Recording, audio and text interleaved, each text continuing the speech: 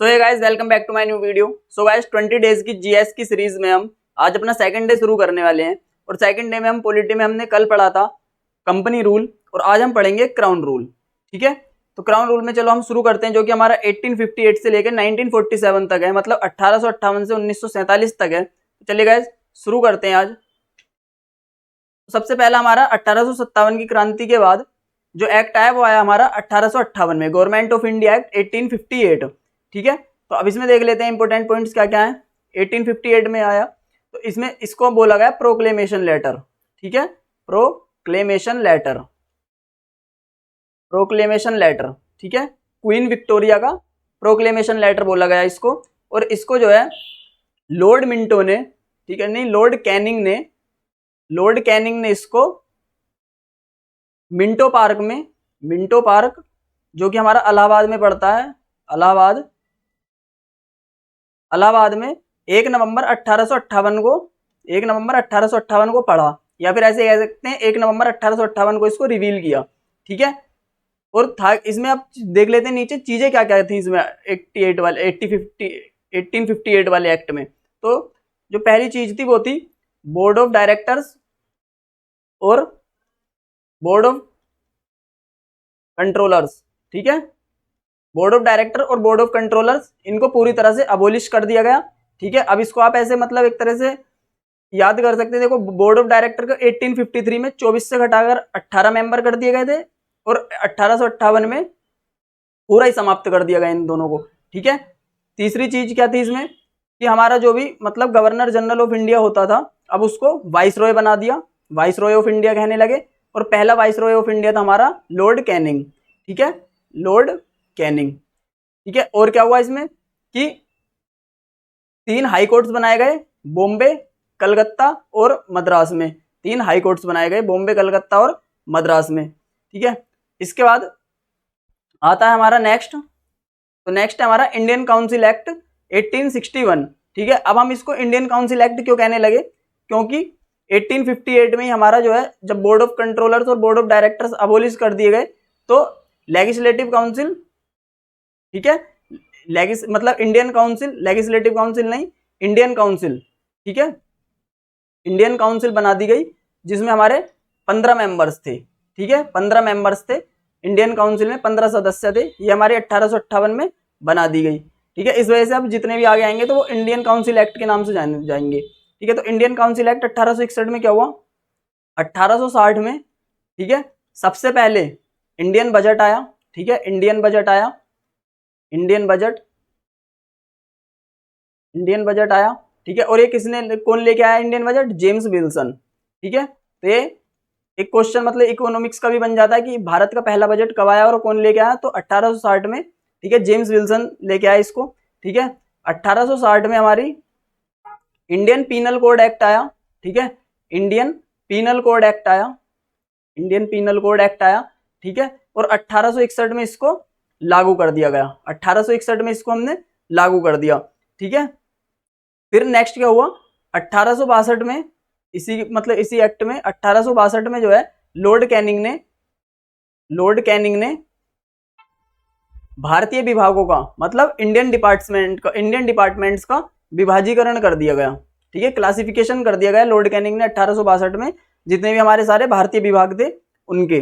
ठीक है, और इसी एक्ट से मतलब जो हमारा वाइसरॉय ऑफ इंडिया था उसको ऑर्डिनेंस की पावर मिली। ठीक है, ऑर्डिनेंस पावर मिली, मतलब अब वो ऑर्डिनेंस जारी कर सकता है, तो ऑर्डिनेंस पावर मिली। और जो हमारी ऑर्डिनेंस पावर है हमारी है अनुच्छेद 123 यानी आर्टिकल 123 में, तो उसको ऑर्डिनेंस पावर दे दी गई 1861 में। तो ये था हमारा 1861। चलते हैं गाइस नेक्स्ट, तो नेक्स्ट आया हमारा 1892 वाला इंडियन काउंसिल एक्ट 1892, जो कि इतना मतलब इंपॉर्टेंट है नहीं, बस इसमें इतना याद रख लेना कि हमारा मतलब इलेक्शन प्रोसेस आया, इसमें इलेक्शन प्रोसेस की शुरुआत की गई, लेकिन ये इनडायरेक्ट इलेक्शंस होते थे। ठीक है, इनडायरेक्ट इलेक्शंस होते थे, इसलिए इससे एग्जाम में इस एक्ट से कोई क्वेश्चन नहीं बनता है। ठीक है, और इसमें एक मतलब एक माइनर पॉइंट और है कि इंडिया को जो भी इंडियंस थे उनको बजट पर डिबेट करने का हक दे दिया गया था। ठीक है, कि अब आप बजट पर डिबेट कर सकते हो। ओके गाइस, मतलब ये बस इतना ज्यादा इंपॉर्टेंट है नहीं है, बट हाँ ये दो ही बातें हैं इसलिए मैंने आपको बता दी। चलते हैं नेक्स्ट आगे, तो अगला है हमारा इंडियन काउंसिल एक्ट 1909, 1909 का इंडियन काउंसिल एक्ट। तो 1909 वाले इंडियन काउंसिल एक्ट को हम मोरले मिंटो रिफॉर्म एक्ट भी बोलते हैं, ठीक है, मोरले मिंटो रिफॉर्म एक्ट, ठीक है। और मतलब अभी मैंने एक देखा था, एक क्वेश्चन आया था कि मोरले मिंटो में ये भी पूछा गया था कि मोरले कौन था और मिंटो कौन था। तो मैं आपको बता दूं, मोरले जो था हमारा, मोरले था सेक्रेटरी, मोरले था सेक्रेटरी, और मिंटो जो था हमारा, वो मिंटो था वाइसरॉय, मिंटो था वाइसरॉय और मोरले था सेक्रेटरी, ठीक है। अब इसमें आगे क्या काम किया गया 1909 वाले में, कि जो भी मतलब यूपी, मद्रास, बॉम्बे और बंगाल, ठीक है, इन सब की लेजिस्लेटिव काउंसिल में तो थे कितने 50 मेंबर्स, और बाकी अदर में थे 30 मेंबर्स। तो ये आप याद रखना, यूपी, मद्रास, बॉम्बे और बंगाल में 50 मेंबर्स थे, बाकी सब में 30-30 मेंबर्स थे, ठीक है। और मुस्लिम्स ऑफ इंडिया को, मतलब भारत के मुसलमानों को एक सेपरेट इलेक्टोरेट दे दिया गया, ठीक है। इनकी मतलब इनको एक अधिकार जो है वोटिंग का वो अलग ही दे दिया गया, मुस्लिम्स को इनको अलग अधिकार दे दिया गया वोटिंग का, ठीक है। इसमें भी मतलब मोरले मिंटो में भी इतना मतलब ज्यादा नहीं था, लेकिन हाँ ये है कि ये एक्ट हमारा थोड़ा ज्यादा इंपॉर्टेंट है, तो इसमें ये 2-3 चीजें हमें याद रखनी है। ओके गाइज, चलते हैं आगे। तो नेक्स्ट है हमारा इंडियन काउंसिल एक्ट 1919 वाला, ठीक है, जिसको हम मोंटेग चैम्सफोर्ड भी बोलते हैं, मोंटेग, ठीक है, मोंटेग चैम्सफोर्ड, ठीक है, मोंटेग चैम्सफोर्ड। तो इसमें क्या था हमारा 1919 में, इसमें मतलब एक तो मैंने आपको कल भी बताया था कि सैलरी और अलाउंसेस जो कि 1793 में ये बोल दिया गया था कि अब जो भी वेतन और भत्ते हैं, सैलरी और अलाउंसेस हैं, वो जो है इंडियन रिवेन्यू से दिए जाएंगे। लेकिन 1919 में क्या किया गया कि जो भी हमारे वेतन और भत्ते हैं वो वापस से ब्रिटेन से जाने लगे, ठीक है, इंडियन रिवेन्यू से देने बंद कर दिए गए उन्होंने, ठीक है। 1919 में क्या हुआ, द्वैत शासन, डायर की द्वैत शासन जो है वो किसमें, प्रोविंसेस में लगा दिया गया, प्रांतों में लगा दिया गया, ठीक है। हालांकि 1935 तक ही चला खाली, क्योंकि 1935 में ये फिर हमारा उस पर लगा दिया गया था यूनियन पे, ठीक है, प्रोविंसेस से हटाकर यूनियन पे लगा दिया गया था। तो डायर की लगा हमारा 1919 से 1935 तक प्रोविंसेस में, और ये इसी एक्ट के तहत लगा, इंडियन काउंसिल एक्ट 1919 वाले के लिए, ठीक है। फिर अब देखो इससे आता है क्वेश्चन वो इलेक्शन सिस्टम वाला, क्यों, क्योंकि डायरेक्ट इलेक्शन सिस्टम की जो प्रणाली थी हमारी, डायरेक्ट इलेक्शन वाली, वो यहीं से शुरू हुई थी हमारी इसी एक्ट के तहत। 1919 का जो एक्ट था उसी के तहत हमारी डायरेक्ट इलेक्शन वाली पॉलिसी शुरू हुई थी, ठीक है। जो 1892 में हमारी इनडायरेक्ट हुई थी, उससे हमारा मतलब कभी क्वेश्चन नहीं बना है, हमेशा क्वेश्चन यही आता है कि डायरेक्ट इलेक्शन या इलेक्शन कब शुरू हुए, तो उसका आंसर हमेशा हमारा यही बनता है 1919, ठीक है, ये है। और इसी में मतलब पहली बार जब डायरेक्ट इलेक्शन प्रोसेस थी, तो पहली बार इलेक्शन भी 1919 में हुए, ठीक है। फिर द्विसदनीय संसद, ठीक है, बाइकैमरल लेजिस्लेचर शुरू कर दी गई, ठीक है, बाइकैमरल लेजिस्लेचर, बाइकैमरल लेजिस्लेचर, ठीक है, द्विसदनीय संसद, वो किसमें, वो केवल सेंटर में, ठीक है, सेंटर्स में। तो जो भी हमारे सेंट्रल एरिया है उसमें बाइकैमरल लेजिस्लेचर मतलब संसदीय प्रणाली शुरू कर दी गई।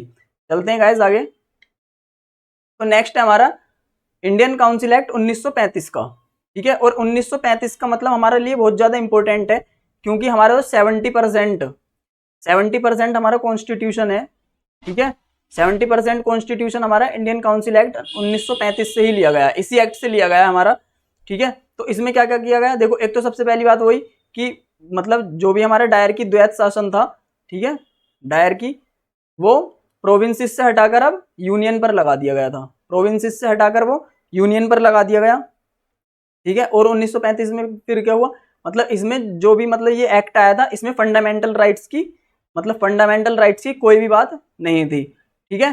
फिर इसमें क्या था कि जो भी हमारी रेसिडुअल पावर्स थी, अवशिष्ट जो भी मतलब पावर्स थी, अवशिष्ट पावर्स, ठीक है, रेसिडुअल पावर्स, ये क्वेश्चन बनता है काफी बार, रेसिडुअल पावर्स वो गवर्नर को दे दी गई, गवर्नर या फिर वाइसरॉय को ये पावर्स दे दी गई, गवर्नर या फिर वाइसरॉय को ये रेसिडुअल पावर्स दे दी गई। तो ये क्वेश्चन आता है कि कौन से एक्ट के तहत रेसिडुअल पावर्स गवर्नर या फिर वाइसरॉय को दे दी गई, तो वो हो जाता है हमारा 1935 वाला, ठीक है।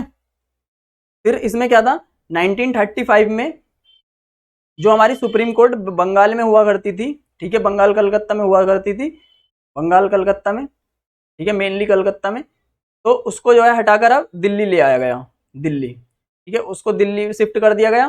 ठीक है, 1935 में ही आरबीआई का गठन हुआ, रिजर्व बैंक ऑफ इंडिया। ठीक है, और 1937 में, ठीक है, बर्मा जो कि आज का म्यांमार है, बर्मा जो कि आज का म्यांमार है, उसको भारत से अलग कर दिया गया, सेपरेट कर दिया गया। ठीक है, सो गाइस ये हमारे 1935 के इंपॉर्टेंट बातें थी। ठीक है, आई होप आपको वीडियोस पसंद आ रही होंगी, क्योंकि मैं सारी चीजें वही आपको बता रहा हूँ इंपॉर्टेंट वाली, क्योंकि अब ज्यादा टाइम है नहीं हमारे पास, मुश्किल से 25 दिन होंगे हमारे पास, इसलिए मतलब केवल वही बात कर रहे हैं जो एग्जाम ओरिएंटेड है और एग्जाम में बार बार रिपीट होती हैं। ठीक है, सो गाइस अगर वीडियो पसंद आ रही हो तो वीडियो को लाइक करें, कमेंट करें, शेयर करें और चैनल को सब्सक्राइब करना बिल्कुल ना भूलें। Okay guys, bye.